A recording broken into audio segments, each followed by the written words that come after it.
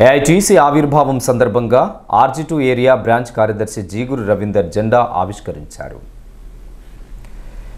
నెలకు శుక్రవారం వకీల్పల్లి గని ఆవరణలో ఏఐటీసీ 106వ ఆవిర్భావ దినోత్సవం సందర్భంగా జెండా ఆవిష్కరణ కార్యక్రమానికి ఆర్జీ2 ఏరియా బ్రాంచ్ కార్యదర్శి రవీందర్ ముఖ్య అతిథిగా హాజరై గనిలోని సీనియర్ కార్మికుడు బుచ్చన్న చేతుల మీదుగా జెండా ఆవిష్కరణ గావించారు. ఈ సందర్భంగా నాయకులు జీగురు రవీందర్ మాట్లాడుతూ ఎంతో మంది త్యాగాల ఫలితం ఎర్ర జెండా ఏఐటీసీ యూనియన్ అని, అన్ని రంగాలలో యూనియన్ కార్మికుల కోసం ఉంది అని, ఈరోజు దేశవ్యాప్తంగా జెండా ఆవిష్కరణ చేయడం జరుగుతుందని తెలియజేశారు. కొంతమంది ఇతర నాయకులు ఎర్ర జెండా పోరాట ఫలితాలు మర్చిపోయి మాట్లాడుతున్నారని, మాట్లాడే ముందు హక్కుల సాధనలో ఎంతమంది ఎర్ర జెండా కార్మికులు అమరులు అయ్యారో గుర్తు చేసుకోవాలని తెలియజేశారు.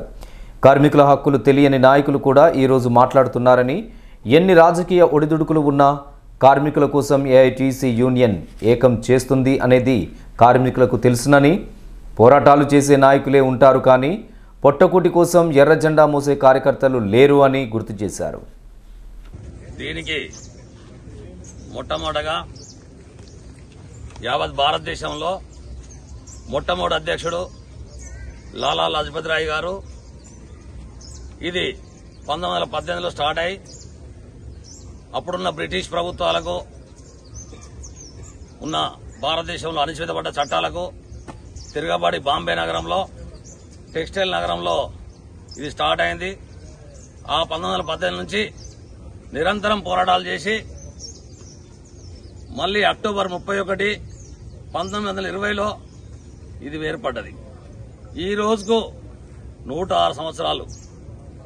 మొక్కబోని ధైర్యంతో భారతదేశంలోనే మొట్టమొదటి సంఘంగా ఏర్పడి 64 చట్టాలను తీసుకొచ్చి ఈరోజు యావత్ భారతదేశంలో ఈ చట్టాలు రూపొందించబడింది. సినిమా రంగం అయితేంది, రైతాంగం అయితేంది, అమ్మాలి సంఘం అయితేనేంది, బ్యాంక్ చట్టాలు అయితేంది, రైల్వే అయితేనేంది, సింగరేణి కార్మికుడు అయితేంది, అసంఘటిత కార్మిక చట్టాలన్నీ కూడా ఈరోజు పొందుపరచడానికి ఏఐటీసీ పక్షాన ఆ రోజు నిలబడ్డది. దాంతో పాటు నెహ్రూ గారు కూడా చేశారు. చాలా మంది ఏఐటీసీగా ఏర్పడ్డది.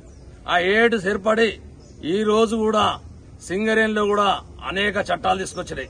అనేక చట్టాలంటే ఉద్యోగ భద్రత, మన యొక్క సంక్షేమాలు, ఇవన్నీ మొక్కబోని ధైర్యంతో తీసుకొచ్చినాయి.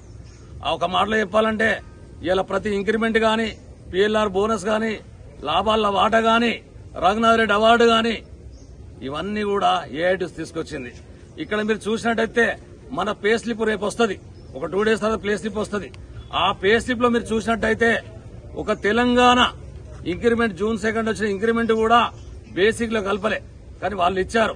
ఆ ఒక్క ఇంక్రిమెంట్ తప్ప ఏ ఒక్క హక్కు కూడా ఏఐటీసీ తప్ప వేరే వాళ్ళు తీసుకొచ్చేది లేదు. కార్యక్రమంలో జీఎం కమిటీ సభ్యులు Mamidi Mahender, branch organizing secretary Botla Sampath, గన్ఫీడ్ సెక్రటరీ బొంతరాజు, అసిస్టెంట్ ఫీడ్ సెక్రటరీ ఎర్రోల విజయ్, నాయకులు అజయ్ రెడ్డి, అజయ్, మోహన్, శ్రీశైలం, వెంకటేష్ గౌడ్, అరవింద్, రాకేష్, మనోహర్ తదితరులు పాల్గొన్నారు.